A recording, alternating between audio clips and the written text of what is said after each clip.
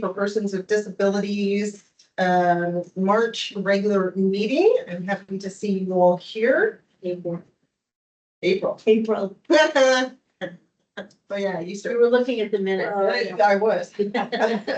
Correction, April. Well, I have you all here to keep you in line. So it's wonderful to see everyone. I'm going to call to order, and we have begun recording. Thank you, Jaime. We're going to deal with our microphone connection. Oh, hello. Real quick. Anybody, yeah? Chairwoman, real quick, did that Microsoft Teams link go out? I don't know. Teams link to Jessica's 619 number. I'm sending that over. Thank you so much. All right. Agenda item number 2, real quick. Oh, actually, you know what? Because we have a new face that hasn't seen a existing face. Let's take a second really quick and quickly introduce yourself. Hello, I'm Jessica Kramer. I am a lived experience person with disability, invisible at times, painfully visible at others. Regardless, it's never the right kind of whatever it needs to be to get the empathetic and responsible response that is so valuable to the health and safety of myself and my service dog. And so over the years, I've turned my lived experience into lived expertise, and I'm now a subject matter around senior and disability victimization, District 5, Jim Jessamine. Nice to meet you in person, Jessica. I'm Laura Hansel, and I was recommended by Chair Tara Lawson-Remmer to represent District 3. It was appointed just this past January, so I'm very happy to be here. I feel like I'm still catching my stride on the committee, but I've already learned so much, and I'm looking to hopefully bring more of my own personal experience as well. So very happy to be here. So my name is Dr. Carolyn Smith. I am a combat wounded Army veteran, 100% disabled.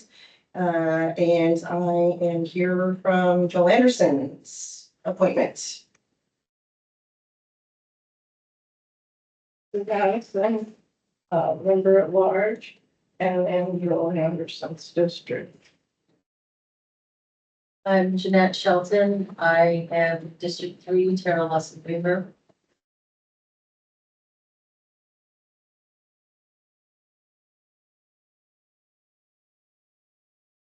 I am Michelle Krug, appointed by number 7, District 4. Is it? All right, well, do we have anybody online? Well, we'll see. I know 2 people we're gonna join with the old link, so we'll see if they want to join or can join with the new link. All right.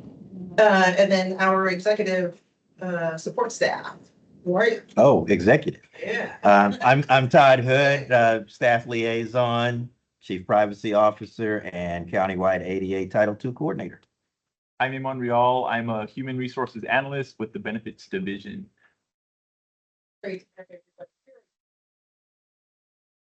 So I'm going to continue. We are going to agenda item number 2, statement of just cause and board consideration of a request to participate remotely, if applicable. Do we have any?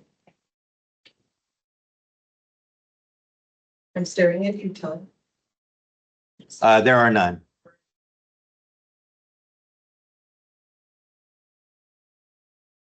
Right, great. Moving on, agenda item number 3, we are going to vote on March meeting minutes. Anybody have questions, comments, concerns about March meeting minutes? Yes, Chair, just a small typo at the bottom of page 1 on the first bullet point. It says which will 4 be provided instead of B, I believe.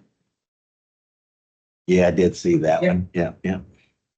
Thank you. These were really good minutes, though. They were fun to reread, so that was such a great meeting. Anyone else? All right, can I get a motion? I move to approve the minutes. Thank you, Sue. I second. Thank you, Jeanette. All those in favor say aye. Aye. All those opposed? Any abstains? All right, motion. Oh, Michelle. Okay, great. Thank you. All right, motion passes. Thank you. Agenda agenda item number 4, we have a non-agenda comment moment. This is the section where the members of the public may address a county issue not elsewhere on this agenda. Each speaker may take up to 2 minutes. Speakers may be limited to less time if several speakers have requested to speak on the same issue. The Committee for Persons with Disabilities is prohibited by the Brown Act from voting on any issue that's not already on the agenda unless deemed to be urgent. Do we have any non-agenda public comments? Yes. I would like to make another non-agenda public comment about the deficiencies of the Housing Commission when it comes to ADA reasonable modifications and frankly, just basic communication responsibility at the caseworker and supervisor level. They just don't do it. I've been advocating for somebody who has called their caseworker repeatedly over the last 2 years. I then stepped in and actually signed the forms needed for me to be officially recognized as somebody who could speak with her on her behalf. I've called about 100 times over the last 2 years, even was provided the supervisor's number, who I called a half a dozen times over the last month or so, explaining that we have a huge issue with a vulnerable disabled individual, that the county spent an enormous amount of resources keeping in hotels with wraparound services until she was able to be stably housed. However, the day she signed her lease, all services and support stopped. And and we also had put an ADA reasonable modification in at that time for her to be given multiple forms of communication and assistance with filling out any time-sensitive forms like annual recertifications. And to this day, basically, she just gets threatened with losing her housing until I utilize more county resources by making a referral to the Office of Homeless Solutions, which have nothing to do with this situation. And a social worker is appointed. She has no problem researching the caseworker or the supervisor, but yet I am the client, get 0 phone calls. So the amount of distress it's caused, especially people with those kinds of disabilities, it's devastating for physical and mental health to be afraid of losing your house constantly. Thank you. Thank you so much. Anyone else? Michelle?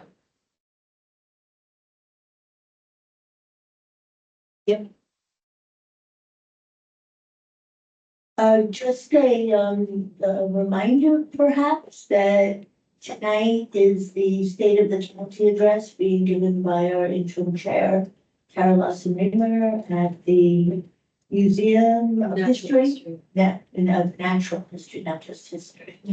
All right, thank you. Thanks. Anyone else? Okay, thank you so much for all that. If somebody does end up getting on, who wants to make a public comment, is there a way that we can still allow that in? The feedback I'm getting is that the message with the new link is saying waiting for host to start meeting. Is that Zoom or Teams? Should be able to get right in on Teams. The Zoom link is the one that would wait for host. I also sent you the phone number if they want to call in. While we're doing that, the San Diego Housing Commission, that may be the city of San Diego. Okay, so then if you'll contact me with your with the details of your concerns, I'll be able to investigate that.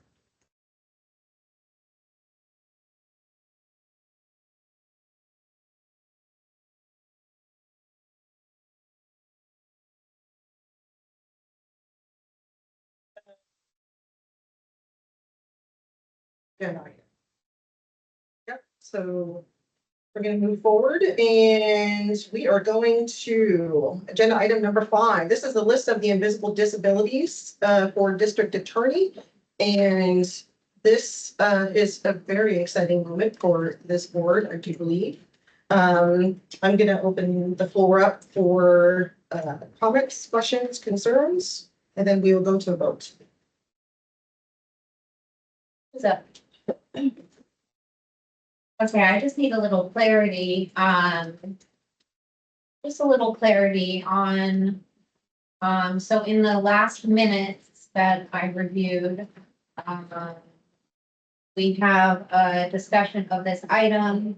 It discusses, will be provided to the district attorney and sheriff's office to be included in the post-certification training. Today, we have it slated for district attorney. So I'd like some clarification on that because one of the areas that I've been trying to engage collaboratively is to understand where in post-training or specifically where we want this to go. Because unfortunately, we have had both this list and the qualifying for special considerations on for so long that law enforcement's best practices and trainings have moved quite quickly and past what we started working on with this initiative before many of you were here. So I'd like some clarity on that, and then I would just like to add in that I did a deep dive into post policies. I really don't think this is an appropriate fit, even if we did change it. I can't find a single place that it is usable right now and in the format that it is still in, which is wordy, not bulletin, not succinct. I just don't think it's relevant. So I'd like some clarity on where it's gonna go. No worries. I should have started off this statement and I forgot to, and it's my bad. So I'm gonna double back for a second if everybody would accommodate me. Before I move forward on Jessica's comments and concerns and forward with today's agenda, I want to take a moment and clarify two items that will help us continue to operate effectively and collaboratively for this board. First, quick clarification regarding communications made on behalf of this committee. Just a reminder that no individual member, regardless of voting status, may represent the committee or speak on its behalf, whether in public forums, written communication, or advocacy without prior review and approval by the full body. This helps us stay consistent with Brown Act, our bylaws, and our shared goal of transparent and accountable representation. I want to acknowledge that there may have been some informal outreach or idea sharing between members and external offices recently.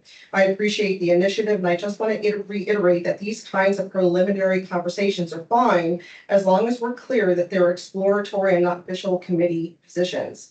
Any formal communication to the board of supervisors or external partners should come from a vote of this committee. Second, regarding ongoing agenda items, we have a particular topic, specifically the interactive ADA process and the topic that we're currently talking about for the list of indivisible disabilities on our agenda for a few months now. I understand that at least for the ADA interactive process. Hi, Sean Brady. I understand that the intent is to provide updates while we work towards formal recommendations on the ADA interactive process, and I appreciate the clarification that a draft is in development for us to review soon. In that spirit, I'd like to suggest that when an item is meant to be informational only, we label it as such at the time it's introduced. This will help everyone understand whether we're tracking an update or preparing for a vote. This is about limiting discussion. This isn't about limiting discussion, far from it. It's simply a way to help us stay aligned on expectations and manage our time effectively.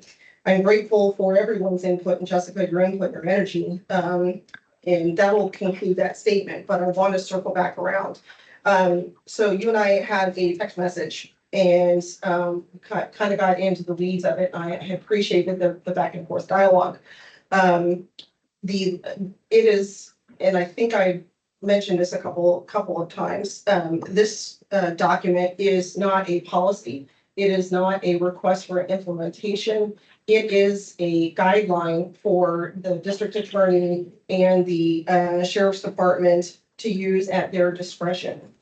When they had come a couple months ago, and then again last month, the talk of having it put into post certification was actually a well-volleyed dialogue that they still found the interest in. So I hear what you're saying. It's still going to go to a vote today. This is a document that has been emailed, talked about pretty exhaustively, I would believe. And if you need more clarification, it's simply a guideline, and they're going to be able to use it as they see fit, not where we deem them to, because we're only an advisory committee, and it's not our role to tell them where it should reside. I'm glad you're now joining. Thank you very much. So I appreciate the comments and the feedback. And again, we are going to put it to vote. It's been on the agenda now for, I think, 5 or 6 months. And you're welcome to vote any way you need. I'm still missing clarification because we're still not having clear communication. So in the last several meetings, you've been specific about wanting it to go to post certification as your recommendation. Today, it's not on the agenda as such, and nor does it include the sheriff's office.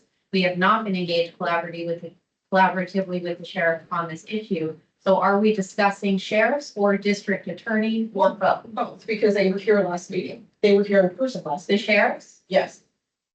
Their representation was here last week. The That was the district attorney. Oh, district attorney, my bad. Yeah. And maybe that's why it got distilled. And let me also make another clarification point. This is one list that can, just like your agenda item, this is not the end all be all. This is not the end of it.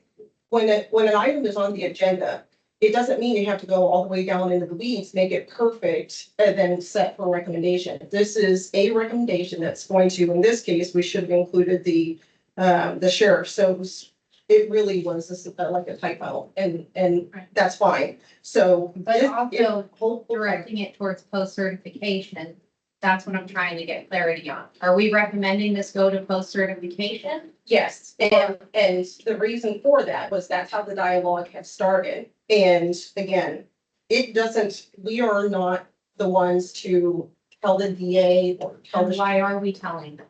we're not telling them. We're providing the documents to them. For them to use as they please. Yeah.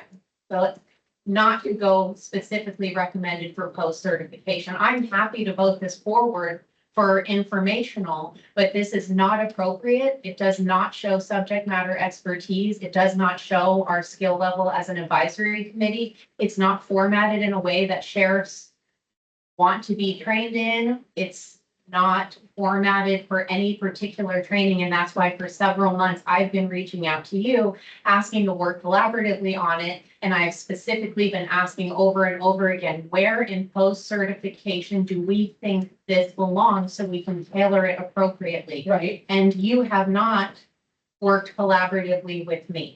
I would disagree with you. That's okay. Not okay, because you haven't called, you haven't met, and I am not able to deep dive. I'm not able to do email at all, and I'm not able to deep dive on text. And I have reached out to you literally every month saying, I want to be supportive. Here are my concerns. And all I keep hearing from you is that this is collaborative and we're going to move it forward for a vote. It's not collaborative because you have not worked with me.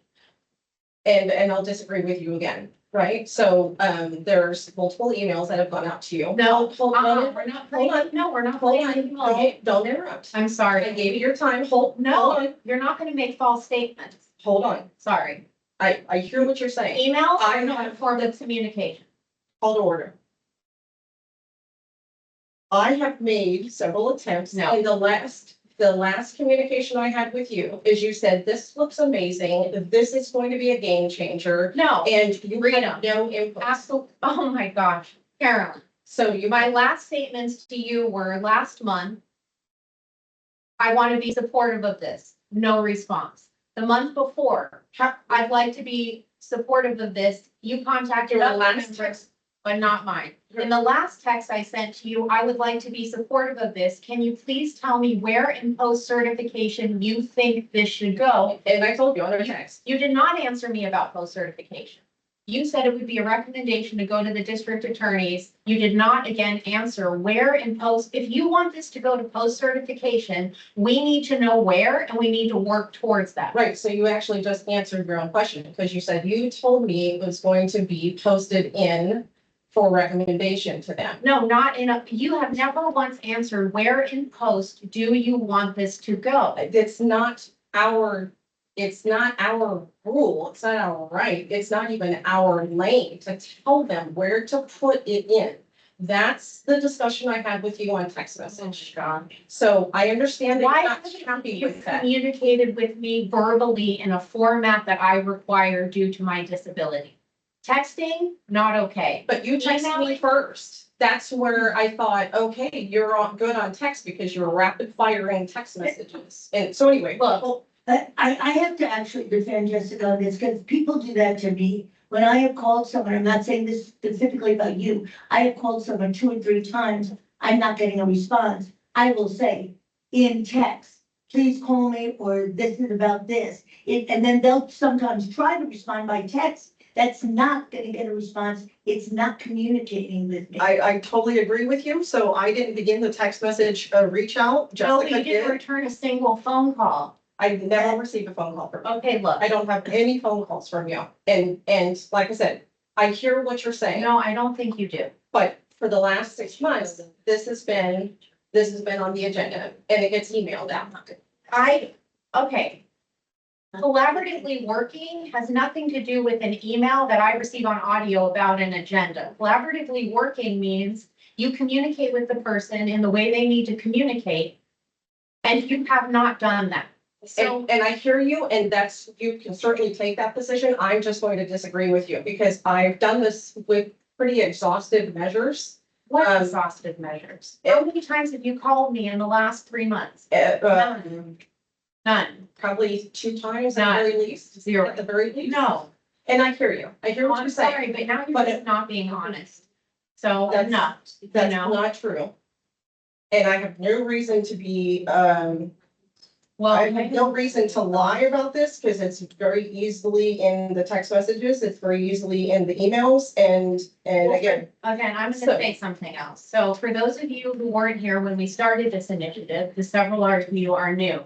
This started because we had an incredible opportunity to fill a gap with subject matter expertise. And that gap was that in all the training law enforcement receives around senior and disability victimization, they have no guidance whatsoever on how to know if the person they're interacting with, unless it's a extremely visible disability, they have no way of knowing, no set of questions they feel comfortable asking, no guidance whatsoever to know if the person in front of them even qualifies for the special protections and considerations under the laws that protect seniors and people with disabilities.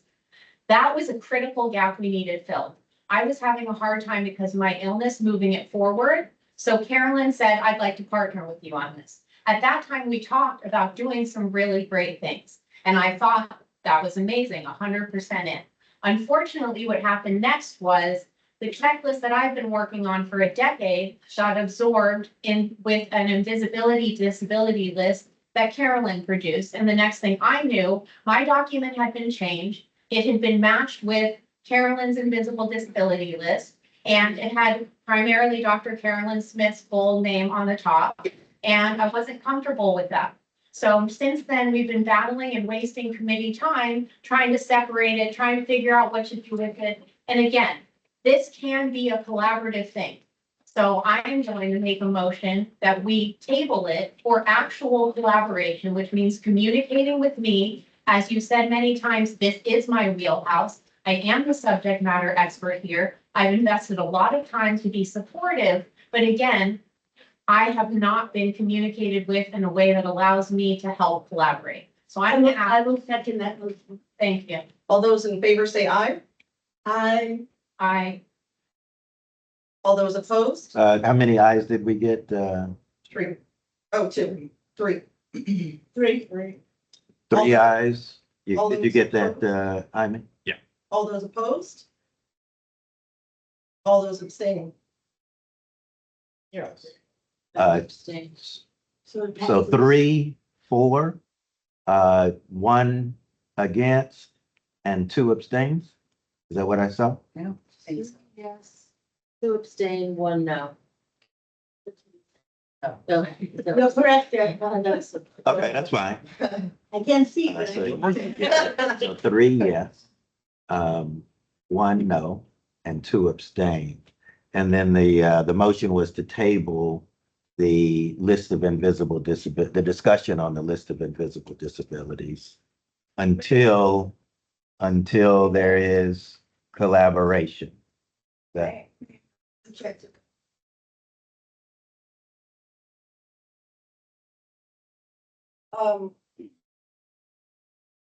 I was here at all the meetings, and I believe I heard when the two lists got merged. And I believe I heard that was an accident, and they were divided, because one, Jessica's actual name is on it, the disability special considerations. And the list of invisible disabilities has been on the agenda several times, including giving an advance copy, I believe, to the DA informally at a prior meeting several months ago, a few months ago. That's my version of it. I'm not 100%, but I'm fairly certain. Now, there are two separate items. And I believe they both have a very good merit for the committee and representing our collaborative structure with the outside partners, such as the DA and or Sheriff's Office and others that we're not naming here because it's open. And I would like to say that I feel I have looked at that list and looked at that list and had ample opportunity to comment. I can't speak for anyone else. Therefore, it would make my heart sing if we can move both of these items on, since what I understand today, and it's very true, we are an advisory board. We advise, so we can have a vision and say, perhaps this would be useful here. How about that? Which we've done, and the DA came out with this fabulous video.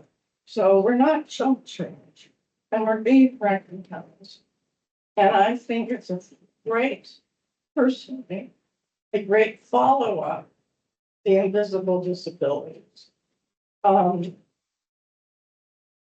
Since we presented the draft, and it kind of wraps up, I believe, the video that we saw at the last meeting. So personally, I would like to advance this agenda item because I don't want to have to, I really want to move on it. And I understand feelings from others.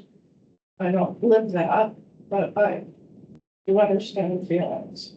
And I think that at this point, we need to move on as the business of the committee, however that is. So I'm in full support of voting yes on both of these lists, knowing they are going to evolve by meeting with others, by an awareness we get by working with others. That is my sense. Thank you for that. And I will make a few correctives for the record. The two lists were put together accidentally, and that was just human error as we were having Jaime come on board. And I'm not calling you out, not getting you under the chair, but it literally was an administrative error that had nothing to do with anybody here. It was clearly. How did the document get altered? Please, hold on. I didn't adjust the document. I know Sue didn't, I know Jeanette didn't. It's not that Jaime did it. None of staff. None of staff. We received, and I can go back I can go back to the records, but I believe we received an updated version from the chair, but I can go back to the records because it was a created document. It wasn't, it wasn't as though they were just appended.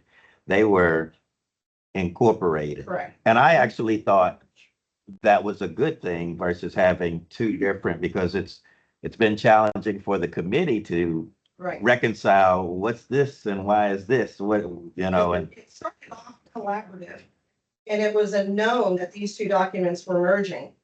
And then when we got to a board meeting, Jessica was very upset to see that these two had merged, which was very interesting for the board to recognize the discontent you had. It wasn't the merging, Please, it hold was on. the changing of the document. Call to order. Call to order. You gotta start telling the truth. That is the truth, and do not, please don't. I'm sorry. Don't interrupt. The document was, crafted together in partnership. And then, Jessica was upset to find it together. It was an absolute clerical error. I that's just have to find it. Please don't interrupt. Last Tell time, the truth. last time. Last time, tell the Okay, truth. last, that is the, Okay. Jessica, Just vote. We just voted to table this. Right. Please move on to the next item. right. Hold on. I'm willing to make an amended motion. I don't think it should. the motion has been approved and voted. Which would be a compromise, which is we send it to the district attorney, we allow the district attorney to do with it what they find most valuable. And we don't send it to the sheriffs and we don't recommend it go to post certification. That's fine. So make that motion. I make the motion that we send it to the sheriffs as a recommendation for them to use. Yay.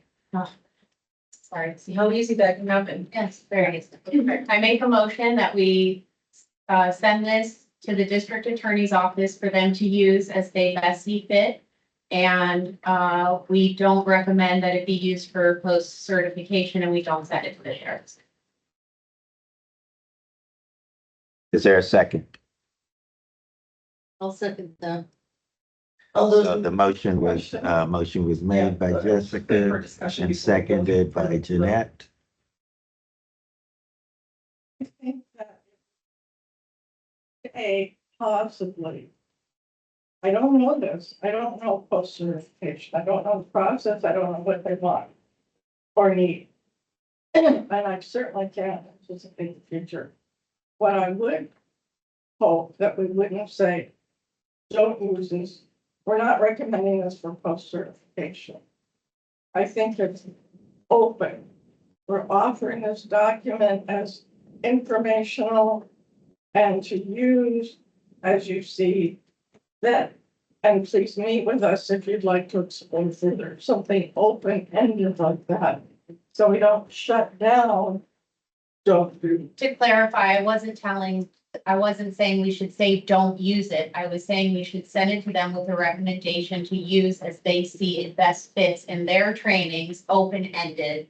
But what I'm suggesting is we don't recommend that it be used for post certification specifically. Because I do know post, I'm very involved, and because of this conversation and us wanting to really use our time effectively and make the biggest impact, I went and I studied every post certification I could.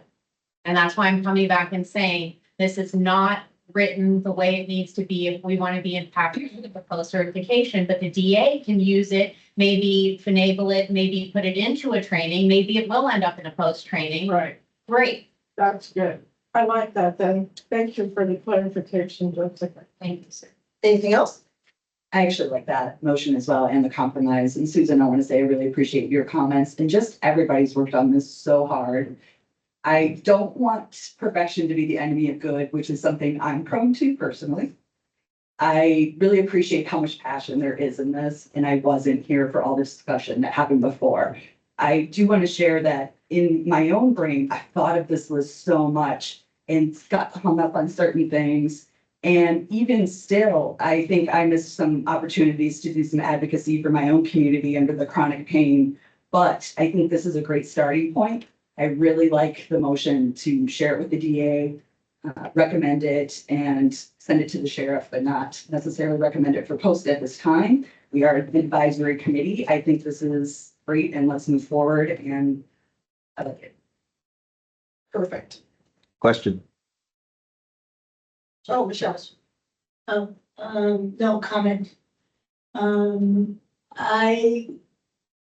If we're going to do that, then I would like to see it clear that we do not consider this list, what is the word, like finite?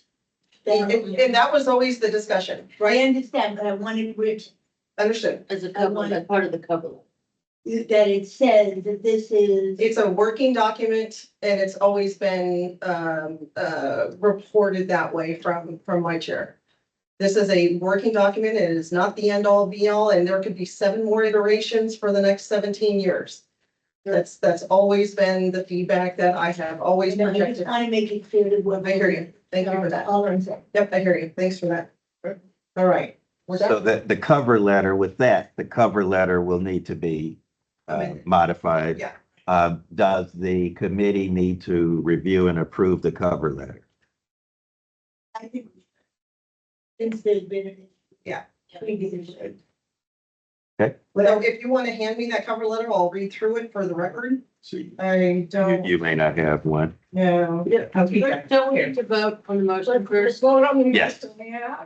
Okay. One thing I do want to mention though, is I do think it would be helpful just actually on the document to have that disclaimer that this is not a comprehensive list, actually not to. That was the word I That's- was that's looking what for. I- Thank you. I think it actually does need to be on the. I agree. Okay. I couldn't think of the word. It's not the company. On the top. I mean, you have that? Oh, yes, I got the note, yes. Awesome, thank you.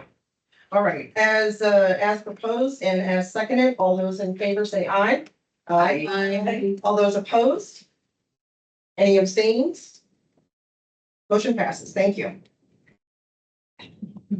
I am so stoked right now. I just want you all to know. High five, thank God. And there will be more to come with this list, so very excited. All right, and next up is the site evacuation procedures. And I want to thank this, let me stop sharing.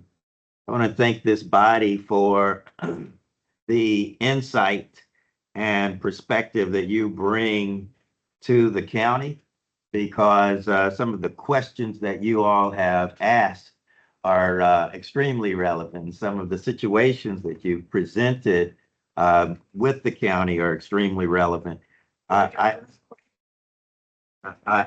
was gonna say those that may not have been present in the building, we did experience an evacuation that I informed everyone around me. This is not a drill.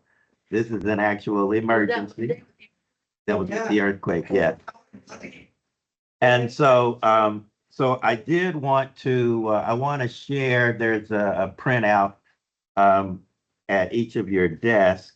I want to share that we are generating a lot of perspective and input and activity based on the evacuation procedures and some of the discussions that you all have presented. This is the first of several discussions that we'll have, and I'm still trying to find where my document is. Where did it go? It's right here. All right, well, I was trying to share it, but the document is, this is a brief of a 44-page site evacuation plan that that we've got for the County Administration Center. I pulled some of the items out just to speak to them. In addition to fires, we have several emergencies, several types of emergencies: medical, criminal activity, active shooter, as well as earthquake. And some of the discussions are around evacuation, shelter in place. This document, I believe, can be more accessible. No. So, so I wanted to share some of this information, if you will. So we're going to initiate several different activities as a result of this. One is to answer the question of if you have two people or more than one person who is in who uses a mobility device, especially a motorized mobility device that doesn't easily go down the slide. And what do they do when they get down to the bottom? Where do they go, et cetera? Those are some of the questions that we're working on to actually get better answers. The answers that we've had are not acceptable to me. So we're going to be working with sheriff, with the deputies that are not just here, but at other facilities, all county facilities, as well as I want to work with other boards, commissions, and committees to ensure that, one, these best practices that we establish through this committee are leveraged across the county. So the concerns that you all have presented to us are yet again valuable for the evolution for the county to ensure that that all people's concerns and considerations are taken into account, especially as we go with emergency procedures, site evacuation, et cetera. So I just wanted to say that. Thank you. And then to a couple of other points is that the current site evacuation plan includes for each individual, if you have needs to establish an individual site evacuation plan as well as an emergency support team agreement. So that would be to ensure that when a department has, whether they're employees or visitors, that's taken into account. Their needs are taken into account and a plan is established. So that's already in our site evacuation plan, part of who was it that said everybody has a plan until they get punched in the face? I think that was George Foreman, I believe. God rest his soul. That so we want to make sure that we that departments are familiar with the plan and then as well are exercising the plan. So one of those departments is the Office of Ethics, Compliance, and Labor Standards. So I usually tell my boss I like for us to eat our own dog food is what I use with him, and to ensure that we are taking into account the needs. And so there's more to come, but I did want to share those points as well as the contact list and then the map for the third and fourth floor. And then, of course, once you're out, this is the outdoor map and where the evacuation areas are. So I don't know that we'll have a presentation each month, but I do know that I'm working to get more detail and more decisions made around site evacuations.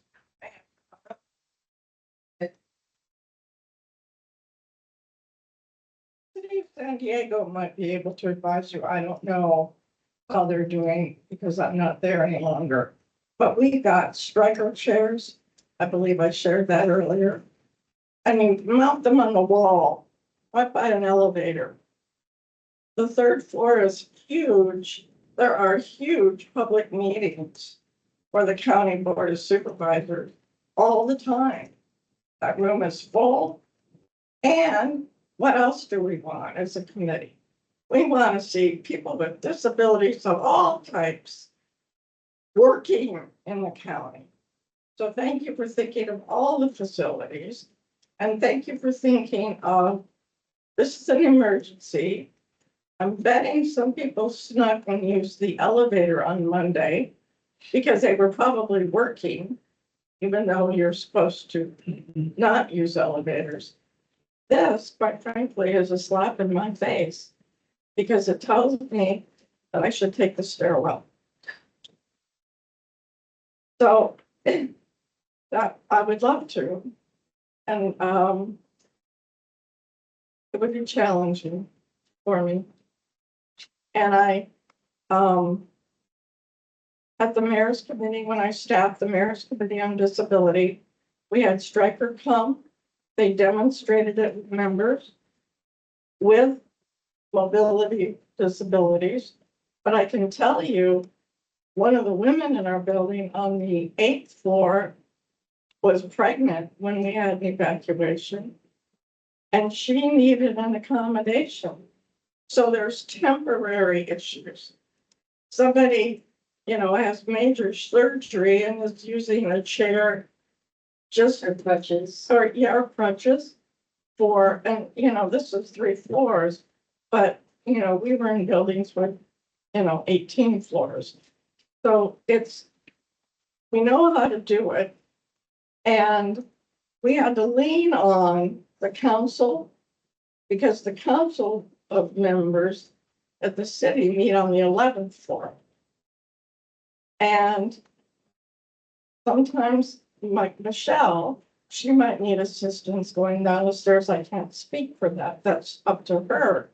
But some people that are low vision or blind also would need a guide, if you will, a person. So we assigned, and I appreciate the list of people because that's real important.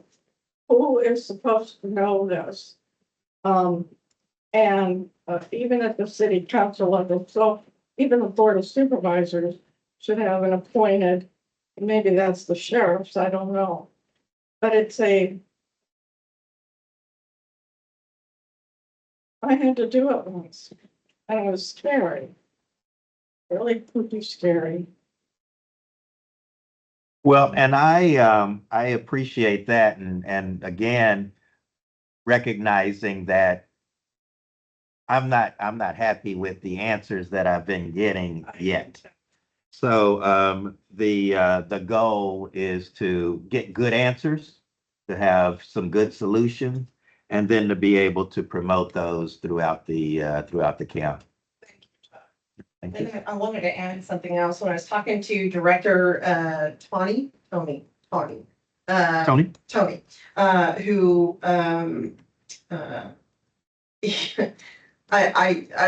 I told Sue this the other day on our executive phone call, I believe, or in a conversation her and I had, that how much I appreciated, and I used the wrong sort of paraphrasing. I said I appreciated not her being in a wheelchair, but her bringing that lived experience, because the conversation I got to have with the Director of Emergency Services was sort of twofold, because obviously I'm not in a wheelchair. I said, hey, even those evac slides, most of the power and the controls for 90% of wheelchair use is on the right side where the stairs are.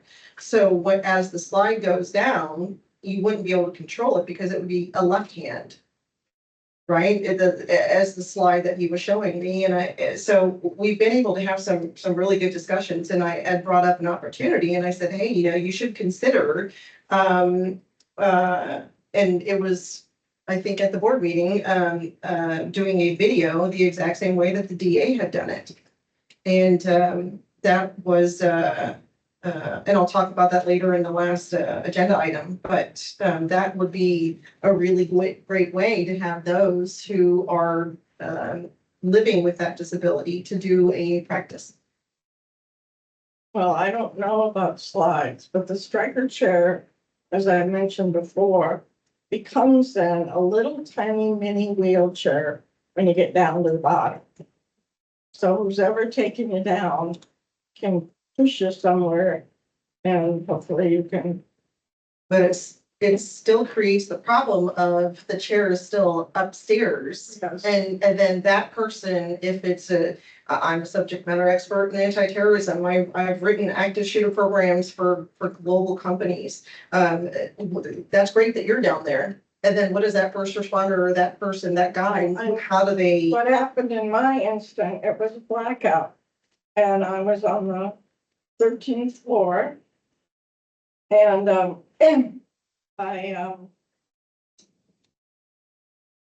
we didn't have a chair in my building. This is ironic. I don't know if the county does this, but we were leasing the building, the city. They're still leasing. There's still people at the city in that building. And the manager for that leasing refused to have it because she said it was a liability. And Ability not to have it. my comment, you know me pretty well, my comment was, actually, if I burn up in your building, that would be your liability. Yeah. So anyway, needless to say, we didn't have it. But I knew where one was. And I knew it was right across the courtyard at the city hall building, because I had convinced the mayor to buy them, and he did. And I knew where they were posted. And I thought, I bet maybe that chair might not have been used today in the blackout. And if it's there, I want it. And the people at the desk went and got it, dragged it across, and took me down. They, of course, didn't have the training. I am a fool about training, and I sort of told them how to use it. And we managed to get down. It was a little bumpy. Yes. Um, I had my wheelchair on the 13th floor, and I had to go home. They got me to my car. I went home, and the electricity came on the next day, and I drove to work, and somebody brought it to me. So that's how you do it. Outstanding. Seems It's unnecessarily difficult. in an emergency. Yeah, you make do. Yeah. But the goal is to be prepared. I was telling my coworkers, I said, no, to plan doesn't mean you figure it out when it happens. It means you figure it out before and then exercise it. Continuity idea. The guy said to me, how about you get on my back? I'll piggyback you down. I was like, no way. Seems like it's like an HR. I just, yeah. And that's really, I'm sorry, Sue. And that's really the difference between accessibility and accommodation. Accessibility is when things are taken into account and the plan is being made. And accommodation is what's needed when the plan wasn't made accessible. That's an excellent point. I really support you on that. Well, the accommodation sometimes is part of your plan. Yeah. Yes, okay, fair enough. I need a striker chair. Yes, I maybe didn't apply it I appropriately. Yes, thank you. All right, so thank you, Todd, for that. We are going to move on to agenda item number 7, public awareness of interactive process for requests for modification. With an updates. So I had a challenge with meeting with behavioral health services, but I did send them over the concerns. So we're going to follow back up with them and do what we did with IHSS to get their perspectives on how employees are communicating out. I believe they're probably, I'm waiting for them to say it, but I believe they're probably using this.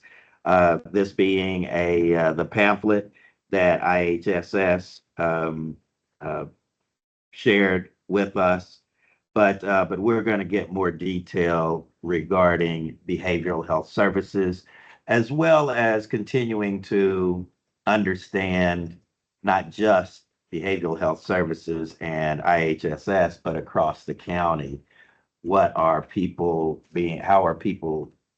becoming aware of their rights? And basically that's what we're talking about, is their rights to make a request for a modification to policies, procedures, and practices. And then I didn't know, Jessica, did you have anything that you wanted to present?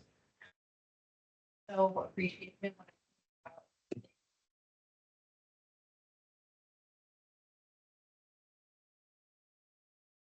Similar to that they utilize for human resources. I think that is one of our greatest callings. And I'm so grateful, God, for your assistance, for everyone here and moving that forward. And one area in behavioral health services that I think is really critical for that robust ADA interactive process is that the crisis stabilization units. For those of you who may or may not know, crisis stabilization units have been developed across the region as a resource to, for many things, but one of the key points in its development was freeing law enforcement and first responders time by not having them waiting at the ER with a person needing to be evaluated for a 72-hour hold and holding up police call times and ability to free them for other calls. And it is coded, licensed, approved as a 23.5 hour stay. In practice, it has been utilized for 72-hour or longer holds. However, because they're only funded and legally allowed to service people for 23.5 hours, they don't have pillows. They don't have a bed. They have a recliner that specifically stops going down just at the point where it actually be a comfortable and appropriate way for a person to sleep. As an advocate, I sat in that chair myself trying to figure out why so many people that I advocate for end up in the emergency room after a stay at the crisis stabilization unit, which is exactly the opposite of what we're hoping, its purpose can be.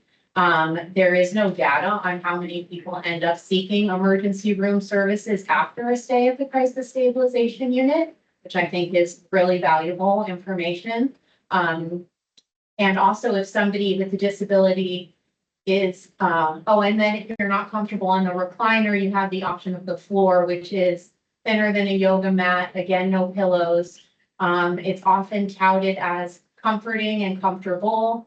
Again, the experience that many people have shared with me is it's fluorescent lighting. They wake you up every 2 hours, nowhere to actually comfortably rest. And I know the people that I advocate for are primarily there because they're experiencing homelessness and they don't have a safe way to sleep because they're having to protect themselves physically and their belongings. So they are absolutely exhausted and sleep deprived. And so really a huge benefit of a crisis stabilization unit for that population would be the ability to actually rest. And on top of that, they don't have a nutritious food program. It's burritos and chips. Signature.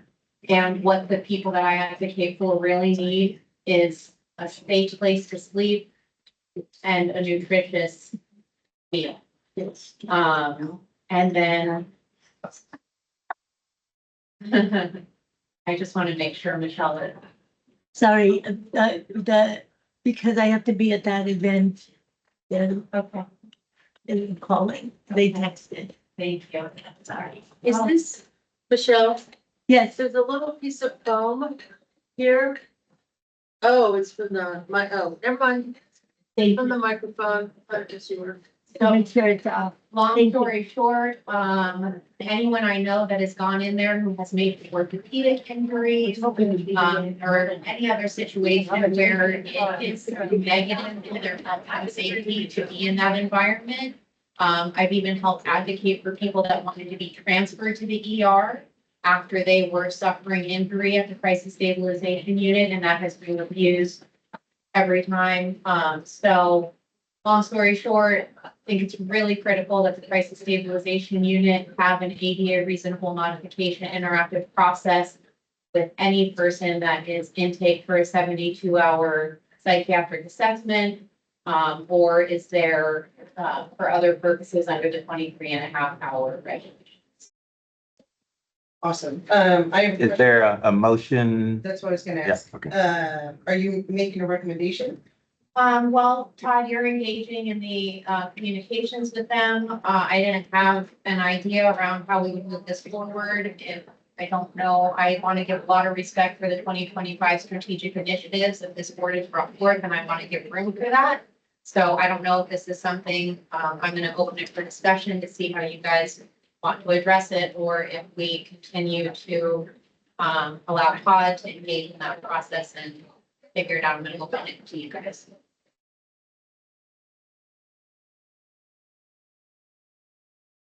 Is there a motion? I was just going to say that perhaps we wait until Todd gets a response from VHS to see what that response is. If it's a good one versus if it's one that needs further follow-up, further recommendations, clarifications, whatever, then we can address it at that point. So when I speak with behavioral health services, I'll point out crisis stabilization units. Okay. So no recommendation. Very much. We're gonna move on to number 8, qualifying for disability special considerations and protection under law. Awesome. So last time Todd and I spoke, I said that I thought at this point, because again, how fast legislation and best practices and law enforcement trainings are moving, we actually have had a signed bill by the governor called AB 1906, which has tasked a group of stakeholders to evaluate the language in the legislation without changing the legislation itself, with the intent of removing the misleading term dependent adult and dependent persons from the legislature, legislation and documents, according, and to replace it with adults or persons with disabilities. This is absolutely incredible because dependent adult is very misleading. It also can be derogatory for some people. But what dependent adult means is a person 18 to 64 who, regardless of physical or mental impairment, cannot carry out normal activities or self-advocate or effectively advocate for their rights. But a dependent adult by definition includes whether or not they live independently. And so sometimes we see the outdated version that doesn't include whether they live independently, but regardless, law enforcement has an eye for people that are the highest percentile of disabled, or are in a wheelchair in some cases, but lacking the insight on, invisible disabilities. So with that said, I would, if we need to vote on this for the committee to use it, otherwise my intent was to provide it back to the committee for educational purposes, just so everybody here can stay in tune, but I don't see the need for a vote. And I appreciate Sue and Todd both helped with my formatting and proper punctuation and things like that. So if we don't need a vote, I would make a motion just to keep it for informational purposes. If we need a vote to do that. Okay. Okay, so good part that comes off the agenda. Yeah. Right, so. Standard. Questions, comments, concerns? No, good to go. Number 9, Office of Emergency Services, Access and Functional Needs Advisory Committee. I made, I had a phone call with, the Emergency Ops Center, and that would be, Mr. Jeff Tony's, associate. And for the life of me, her name just escaped me. That's quite all right. Would it have been Yuli Brasino? Thank you. Fabulous. She's so young and she is just right in the swim lane of everything about risk and threat mitigation. And I was really impressed with her. And she asked me to come on to the Access and Functional Needs Advisory Committee. We had about an hour-long conversation. It was supposed to be 30 minutes. But her and I being both subject matter experts in this field, it was a great conversation. I'm going to encourage anyone who is interested. It is not a paid position. You can log on and not be in person so that that could be a little bit of a benefit if you have too much on your plate. They do, initially, this board got together, right before COVID, and then during COVID, they literally couldn't get anybody to log on. And so they basically folded the advisory committee, which, is interesting when you're going through, quote, pandemic. But everybody was at home, or a lot of people were at home, except for, those individuals who were mandated to stay at work. So, this board does meet every other month. It is about a 2 hour well, it's really an hour, but it really kind of delves into maybe a 2 hour, board conversation or meeting. I will email everyone the link. I think Todd already actually emailed it out to everybody last month. Hi, John Brady. Okay, hi, John. Thanks for saying hi, John. But if you are in the swim lane of risk, threat, mitigation, emergency services, at all, and I would preface that with saying you do not have to be, because the amount of disabilities that just this board has, and those that have attended this board, your lived experience is really, really vital to those who don't have those kind of disabilities, so that we can craft the proper threat and risk mitigation documents for the county, for those with wheelchairs, hearing, seeing, TBIs, all of those things, because they don't really have anyone on their advisory committee that has disability lived experience. So just because it is emergency services, if you're not in the swim lane, if that's not your thing, consider it still as you're advocating for the disability community as a whole, and what you could bring to that board. That's my update on that. Again, if the email didn't go out, I think it did, it had the link. If it did not, I could have Todd or Jaime send that out and consider it. And if you don't want to consider it yourself, but you have somebody else who has the time, recommend it to them, because as you guys understand, a robust board brings more recommendations and good work. That being said, agenda item number 10, committee business. Or supervisors update. Does anyone have anything from their supervisor's office, from their district office to present? I have no change, it remains the same. A question about, I saw a list of our members. Have 2 people turned out? Is that what I understand? That's what it shows. And who are the 2 people that have turned out? That are serving in expired, they're serving in expired seats. Umberto, because District 1 is unoccupied. The supervisor for District 1 is unoccupied. When a supervisor vacates their seat, then their appointees those seats are vacated as well. But your charter and the ordinance, the county ordinance says, it really basically says, please stay on Yes. until you are replaced by, yeah. So Umberto and then Michelle from District 4. Those are both serving in expired seats. So they are not expired, they're not termed, it's their supervisor that is. Yeah.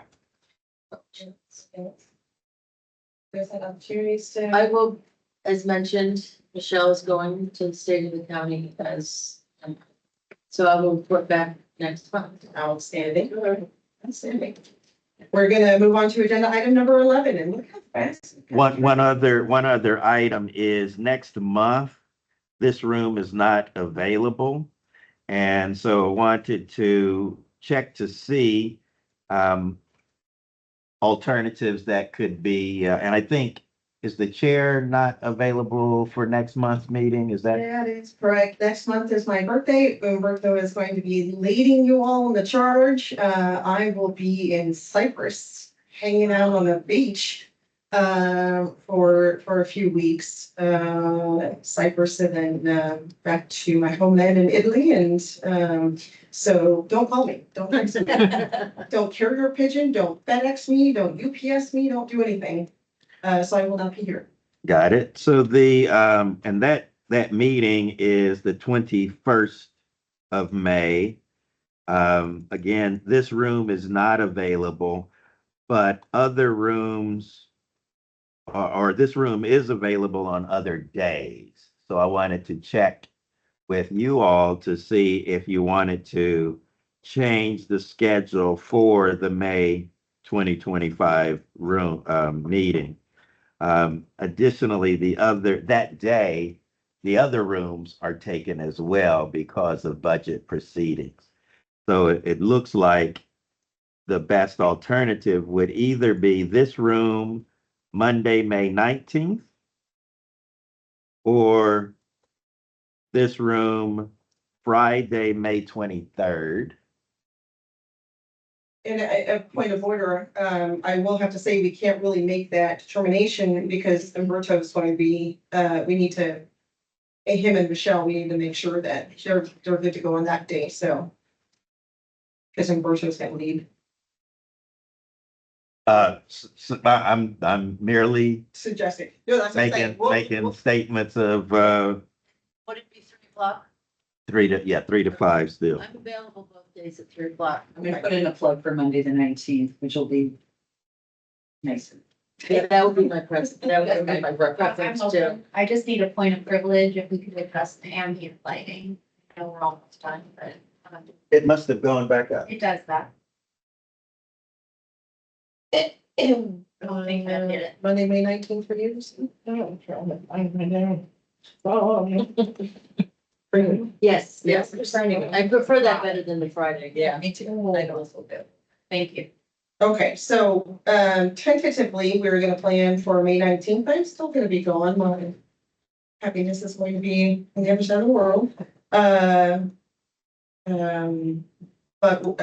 We'll, Jaime, if you can send out email and ensure that Michelle, I'll give her a call. I can ask her tonight. I'll ask her tonight. And I'll forward that off to Roberto and ask him.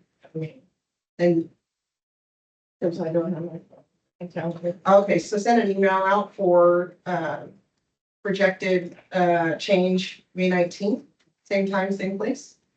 Yes. Yeah. Good. Awesome. All right, number 11, new business, future agenda items. Well, we haven't had, and I'm gonna be out of town for 17 days, but before the next meeting, but to further our strategic focus, we have a housing initiative. We have continuing emergency preparedness, which Red Cross has a lot of. They staff shelters and they have a training for individuals. And the housing commission is coming up. And I don't know if that's the housing division of the county or the San Diego Housing Commission. Yeah, it's not the San Diego Housing Commission. I just didn't catch it in the meeting, then it is Okay. called something else, but it's very hard for me to remember. Do you know what it's called? No, I don't. I'll do this. So, I'm just gonna call it San Diego County Housing. Well, we have housing and community development services. The HCDS.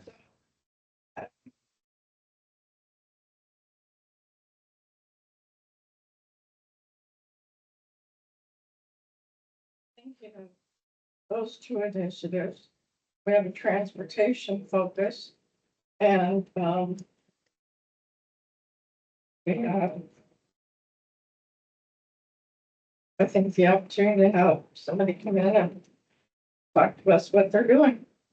Well, we talked about it, but we didn't talk about it during the meeting. This is budget time?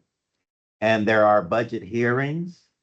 And it would be very key to tap into any of those hearings, the opportunity for community engagement, to hear what, because one of the questions that Laura came up with was, what are we doing in spite of or in light of the challenges that we're seeing with federal resources?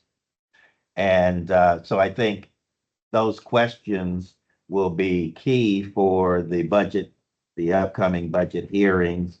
So I think I may have sent something out regarding that already, but I would highly recommend attending that. And then where we see some concerns, then we can focus in on requesting more discussion from or presentations from those areas. For transportation, MTS is not a county organization, but I know some people. I used to know people. Right. Well.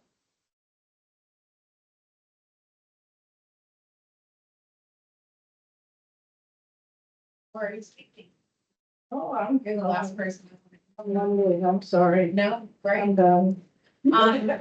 When it comes to budgeting, even before the changes in federal funding we've been facing recently, funding for ADA reasonable modification, ADA coordinators, or training for the duties of an ADA coordinator seem to be very lacking.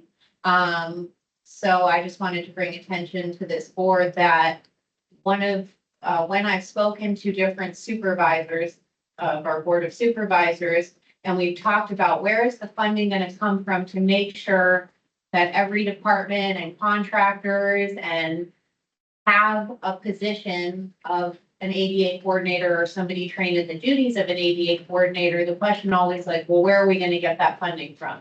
And there is funding for the civil engineering part of the ADA. In fact, many ADA coordinators are civil engineers in a lot of the cities that I'm involved in. So when it comes to equity and funding, I'd like to bring your attention to if, how can we find the funding to support every other kind of ADA accommodating in addition to or outside of the very standard civil engineering, physical wheelchair accessibility, which we need also to always have attention on, as Sue has brought up. But I've not really seen a robust funding or implementation of all of the other types of ADA reasonable modifications. Is that something you want to work on? No, Okay. just wanted to bring attention to the committee as you are doing budget reviewing and whatnot. It's definitely not my area of expertise, and I don't think I would be doing us a great service other than to bring it to. Okay, first what we need to. Go ahead. Thanks. And I did want to advocate moving forward with housing accessibility. So when you say housing accessibility, what is your next project agenda that you either want to work on by yourself or you want to create a team based off those who are interested in the same focus? Well, I'm trying to echo Sue's mentioning the 2025 strategic focus. So I think that this needs to be something that the entire board is engaged on. So, I think we said this, before, I know I've said this a couple times, is that, there's two schools of thought. When we talk about, collaborative This board has been around since 1993. 93. And how many Oh, recommendations? we should do it. Oh, we've missed the You missed 40th it by anniversary. years. Okay, yeah. I was thinking it was 2023 still. Whoa, that's awesome. And since that time, excluding up to this year, 20+ years, how many recommendations went to the board of supervisors? Oh, countless. How many collaborative exercises successfully crafted recommendations to the board of supervisors?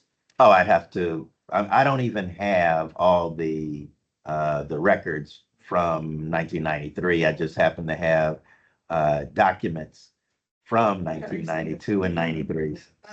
In the last like 5 years, how many have we brought in collaborative? I can go through and I can give you a report of. I think our best bet is to, if somebody wants to, bring forth a strategic sub-agenda item.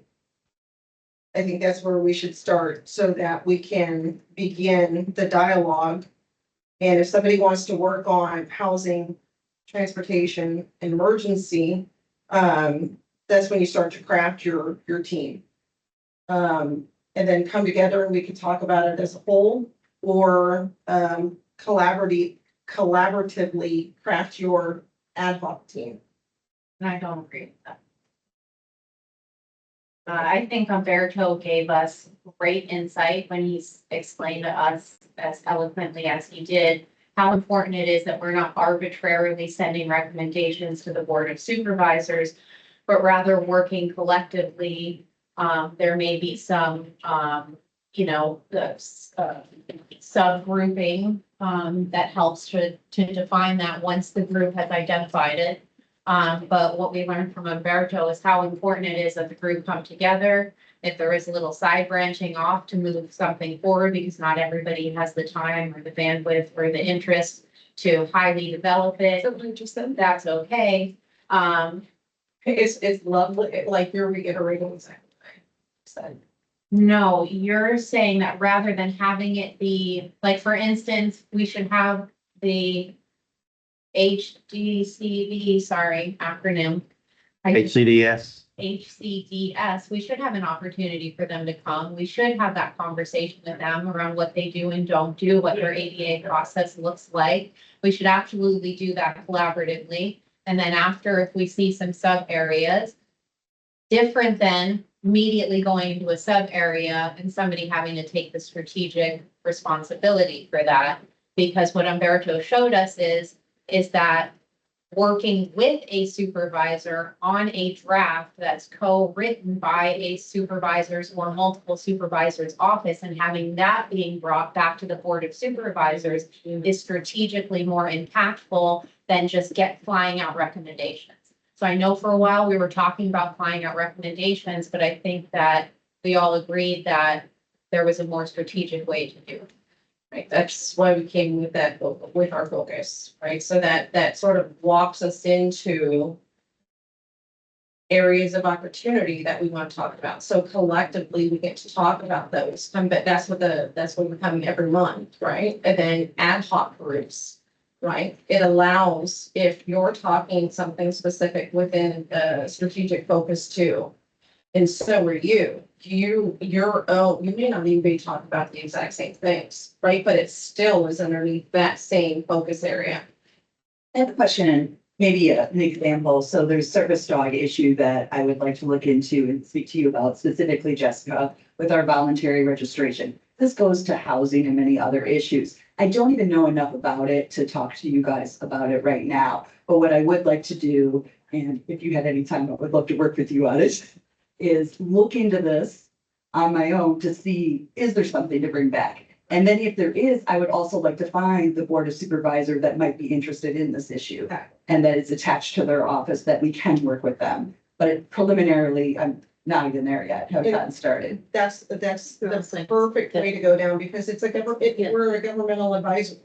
right? And so that's how it kind of comes back as a whole. And you talk, you talk, you talk, you talk. That's why we have that open discussion before we vote on anything, Beautiful example, right? and I'm 100% into that. I think, however, we should also be open to it not being one person having to take responsibility for the initiative. Because when it comes to housing, what if none of us feel we can take on the initiative, or then we're not gonna have one because there's not a single person willing to drive it? No, you can ad hoc it, right? So that means you craft your team. So team, right? And then you bring it back, because if everybody does it, you really don't know if what you're looking at on your own time away from here is exactly what Sue's looking at on her own time away from here. That's why you ad hoc it with each other. But also, And hold on for a second, please.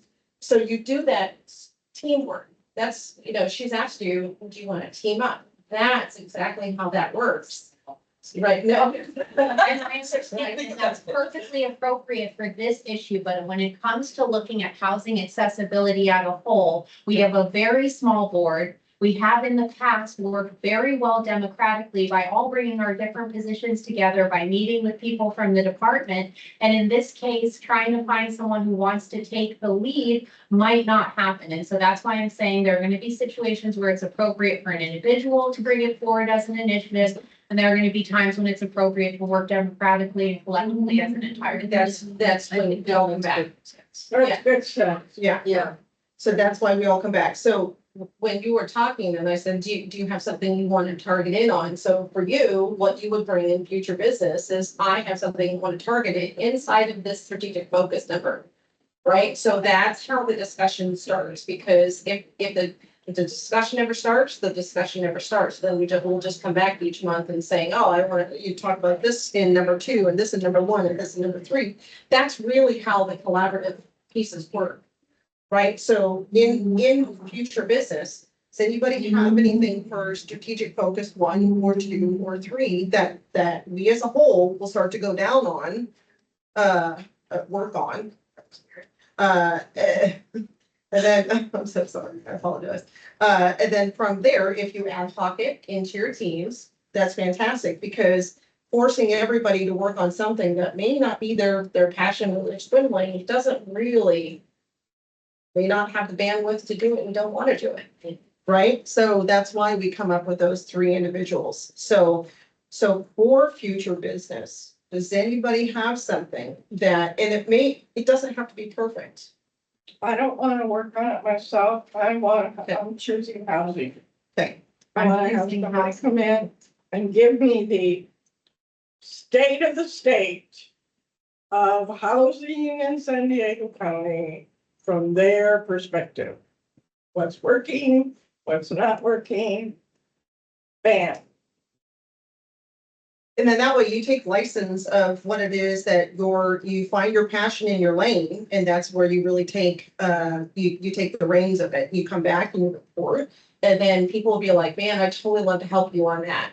But it's the collaborative piece really is, because this is an all volunteer board. Everybody has lives outside of this sphere. This is where, just keep in mind, new business, that's the time to throw it onto the deck.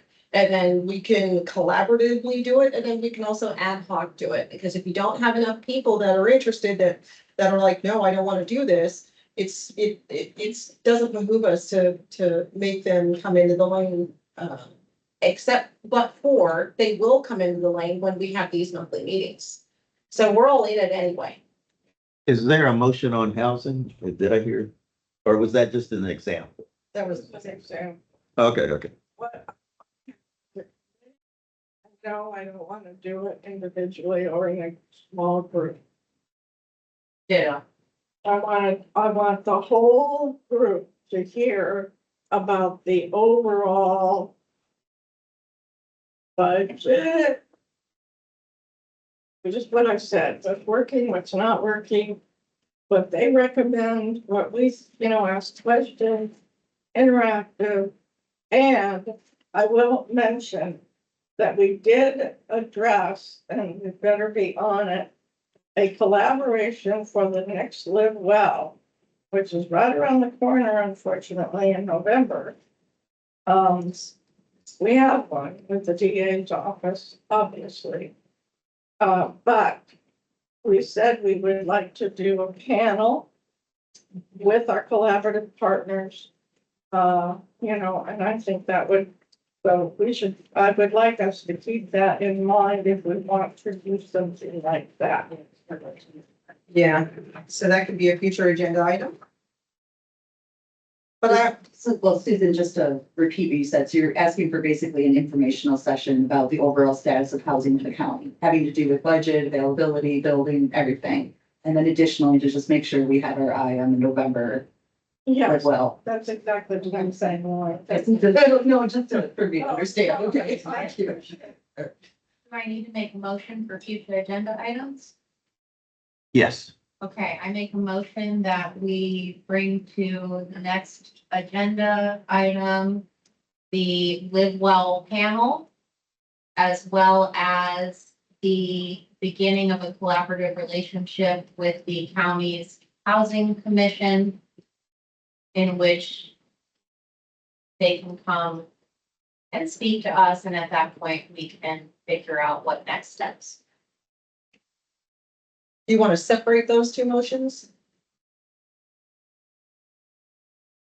Personally, I don't think we're ready for a live well. We're not ready. Are we ready to start talking about it? Well, we already have talked about it I mean, like getting more into the nitty gritty of how we might get ready? How do you imagine we get ready? by doing it, by collaborating with people now and saying, here you go. Do we need to have two separate agenda items as Yeah. opposed to the way I just said it? Okay, so I make a motion that we put on the future agenda, the get ready now for the Live Well panel and begin to deep dive into being readiness. And that's it. Any seconds? A second. All those in favor say aye. I, Aye. All those opposed? Any abstains? Second one. Sue, do you want to make the second motion? About the housing. Mhm. Yeah. I'm gonna put pressure on you, Todd. Because Well, I'm fine with it. I've got some follow-up. Yeah, so we'll. I have a consideration for the May meeting, the, Oh, May meeting? I'm not certain that we'll be able to, okay. June. but super, this is for future. We can do future. I'd like to have a presentation by Housing and Community Development County Office on housing, accessible, affordable housing for people with disabilities, including budget needs. What's been working, data backed info. So if we can, oh, I'm sorry, the motion is still in process. Go ahead. I have just the slightest amendment, which is, to my understanding, the Office of Homeless Solutions has been now merged. All right, thanks, bye.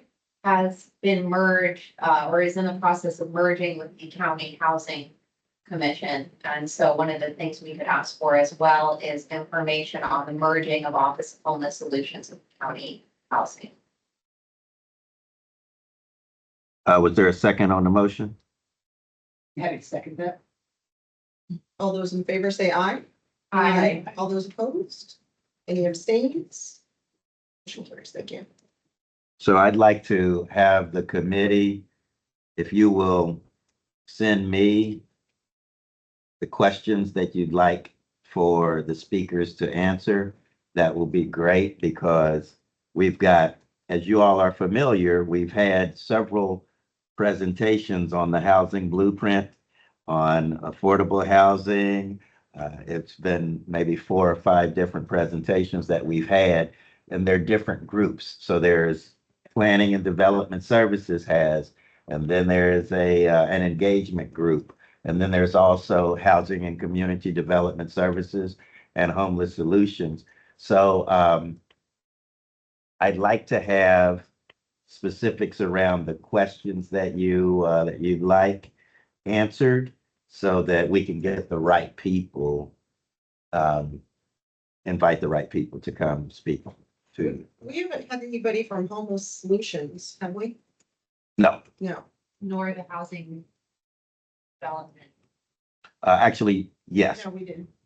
What did they, is that the blueprint? yes. Oh, okay. I think we learned in that blueprint that there wasn't much accessibility in there. So what is, Okay, so we have had housing and community development? Yes. Just not related to the Americans with Disabilities Act or Fair Housing Reasonable Modifications. Yeah, no. And we have I many, mean, I can pull up I can provide to the committee, because I think it's good for the committee to have a baseline. Yes. Because it's already being communicated out to the community, this is what we're doing, et cetera. So for you to be able to leverage the videos that are already out there, nobody wants to read 60-page reports, but those are there as well.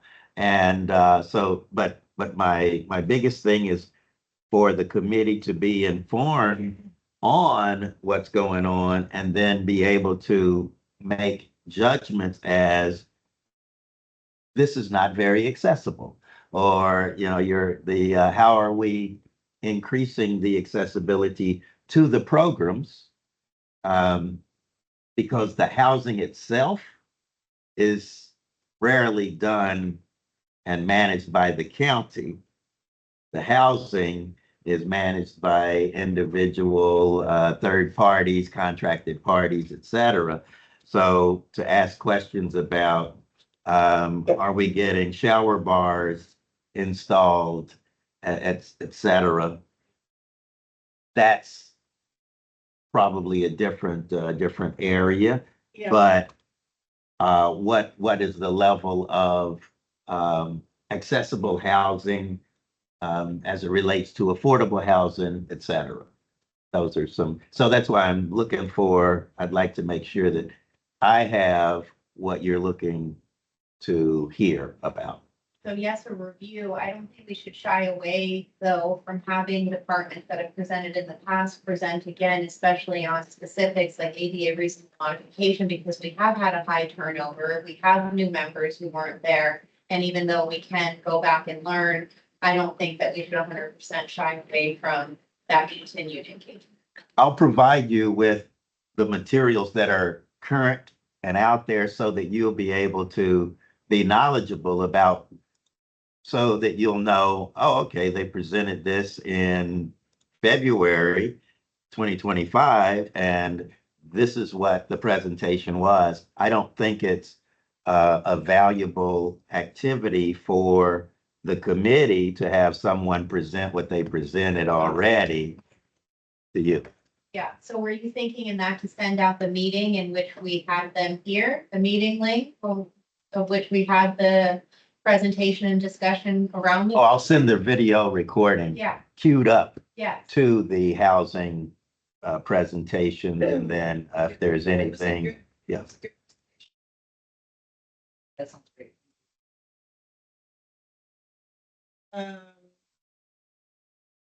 So does anybody have, so far we've got Live Well, we've got accessible and affordable for housing, county housing, budget needs, what works, et cetera. Do we have any other future agenda items that we can look towards for May? Going? Well, when you say look towards for May, Right. we'll be planning in the executive, meeting, we'll be planning the May agenda based on resources that are available. What this item is giving a direction. Sorry. Okay. All right. Sorry about that. Other than that, I do want to, before we adjourn, I really do want to say happy birthday to Jeanette. She has an impending birthday, so happy birthday to you. Thank you. And if anybody else has a birthday I don't know about, happy birthday to you. Otherwise, any questions, comments, concerns? I think everybody online has now departed us. Yeah. Thanks so much. This is, we are actually quite early, which is great because Perfect, because I got it. I have to go, as well. So I'm going to run out just as you all are running out. And thank you for everybody's, attendance, and I will not see you next month. Umberto will be doing this. Thank you very much. You have a great job. Buy us something. If I showed you where I'm going, you would be like, oh, but it's okay. If you are, when you do travel, wherever you go, have your couple week travel vacation, be safe. And thank you for coming. And this meeting is adjourned. Thank you. Everyone feel free to get a little